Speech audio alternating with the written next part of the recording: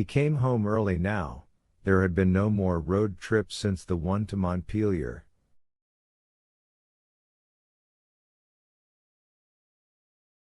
He got something called Skype for his computer, saying he could look at coin collections just as easily that way and save on gas.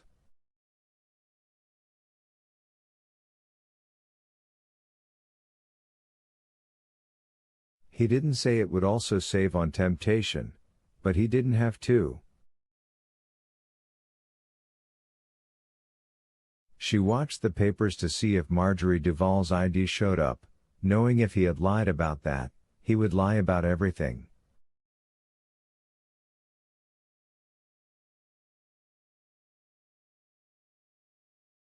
But it didn't. Once a week they went out to dinner at one of Yarmouth's two inexpensive restaurants. He ordered steak and she ordered fish. He drank iced tea and she had a cranberry breeze. Old habits died hard. Often, she thought, they don't die until we do. In the daytime, while he was gone, she now rarely turned on the television.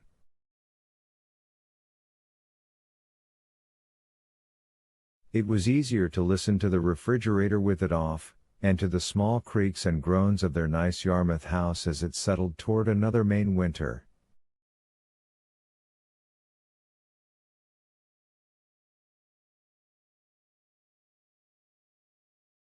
It was easier to think. Easier to face the truth, he would do it again. He would hold off as long as he could, she would gladly give him that much, but sooner or later Beatty would gain the upper hand.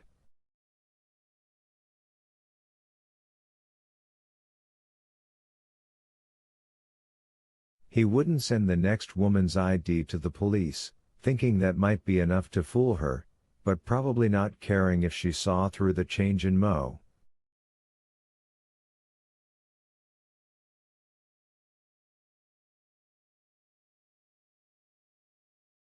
Because, he would reason, she's a part of it now. She'd have to admit she knew. The cops would get it out of her even if she tried to hide that part. Donnie called from Ohio. The business was going great guns, they had landed an office products account that might go national.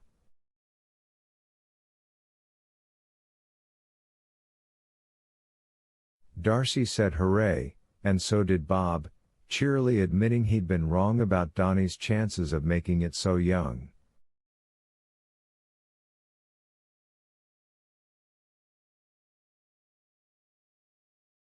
Petra called to say they had tentatively decided on blue dresses for the bridesmaids, A-line, knee-high, matching chiffon scarves, and did Darcy think that was all right, or would outfits like that look a bit childish?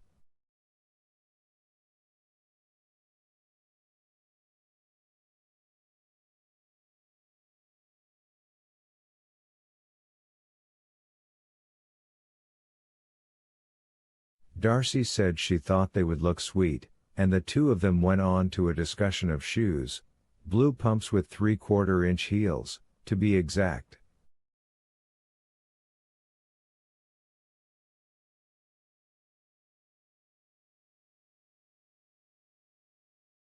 Darcy's mother got sick down in Boca Grande, and it looked like she might have to go into the hospital, but then they started her on some new medication and she got well.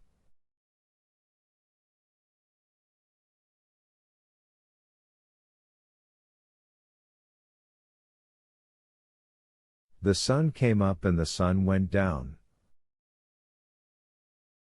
The paper jack-o'-lanterns in the store windows went down and paper turkeys went up. Then the Christmas decorations went up.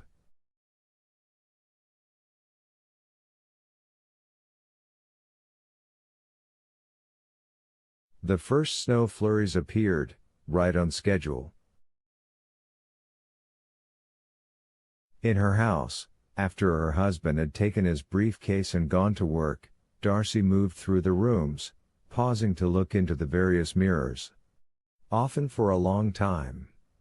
Asking the woman inside that other world what she should do.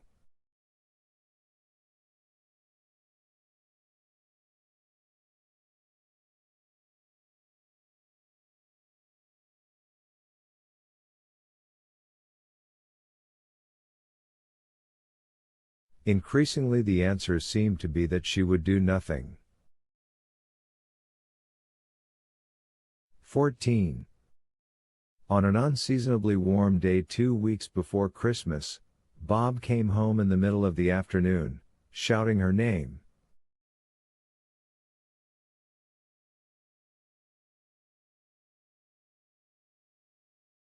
Darcy was upstairs, reading a book. She tossed it on the night table, beside the hand mirror that had now taken up permanent residence there, and flew down the hall to the landing.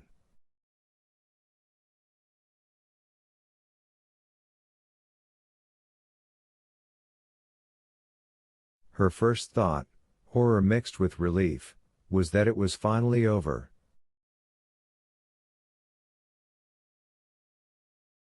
He had been found out. The police would soon be here. They would take him away, then come back to ask her the two age-old questions: what did she know, and when did she know it?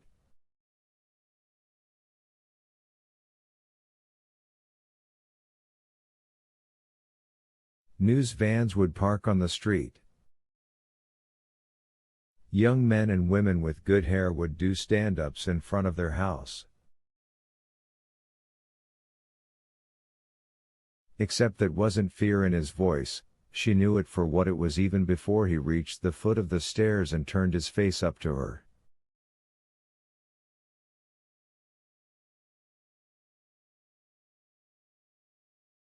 It was excitement.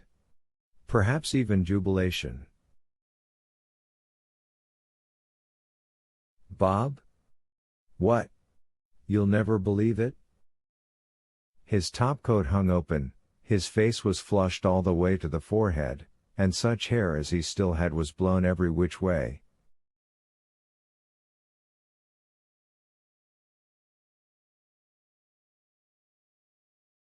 It was as if he had driven home with all his car windows open. Given the spring-like quality of the air, Darcy supposed he might have. She came down cautiously and stood on the first riser, which put them eye to eye.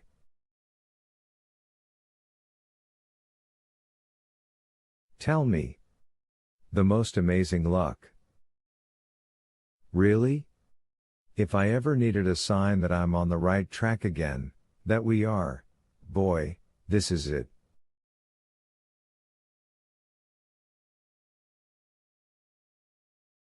He held out his hands. They were closed into fists with the knuckles up. His eyes were sparkling. Almost dancing.